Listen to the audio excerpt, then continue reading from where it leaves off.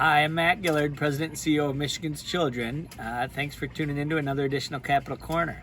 Well, the election has come and gone. Good news is we saw record turnout both in Michigan and across the country. This shows that people are engaged, people want to be engaged, people care about who their elected officials are, and now from an advocacy standpoint, the imperative lies with us to keep people engaged and to give them stuff to focus on, to advocate for, and to let their elected officials and those candidates that were successful in the election know what they want them to prioritize in their decisions and in their roles. And so from a practical standpoint, we're not going to see much change in Michigan. All of our incumbent congressional members who were up for election or re-election won. We're going to see the same partisan makeup of our state legislature. The state house was all up, and we went into the election with a 58-52 Republican majority, and it looks like we're coming out of the election with the same 58-52 Republican majority. There'll be a number of new legislators involved with that because of term limits in Michigan, especially. We saw a number of we will see a number of newly elected state legislators, but the overall dynamic and breakdown with the Republican-led legislature and a Democratic governor in Michigan stays the same. Now we are heading into what we call the lame duck session, which is the period of time between the election and the end of the year when the new legislature starts.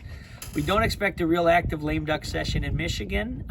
There's not a real strong working relationship right now between the legislative leaders and the governor, and we don't expect there to be a whole lot of activity in the lame duck session, especially related to children's issues.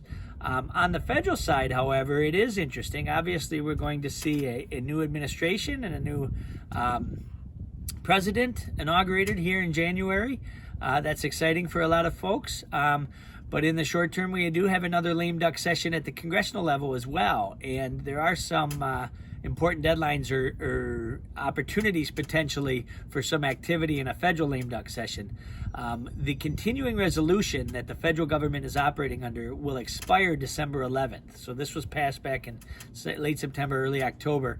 But the current federal funding for federal government will run out December 11th. So Congress will have to do something by December 11th, whether it's just pass another short-term continuing resolution into the next year and into the new administration, or pass longer-term federal funding bills. The federal government will shut down absent some activity by December 11th. So we're likely to see, we will see some activity there, and this is another opportunity for Congress to address a new federal COVID relief package, which is something that the advocacy community and many of us have been advocating for months now, and potentially we could see in the lame duck session in conjunction with that December 11th self-imposed deadline. And so this will be an opportunity for us to continue to advocate with our current congressional elected officials around these issues that we think need to be included in a federal COVID relief package, and continue to make the case, and hopefully we will see some positive movement on that here in the lame duck session.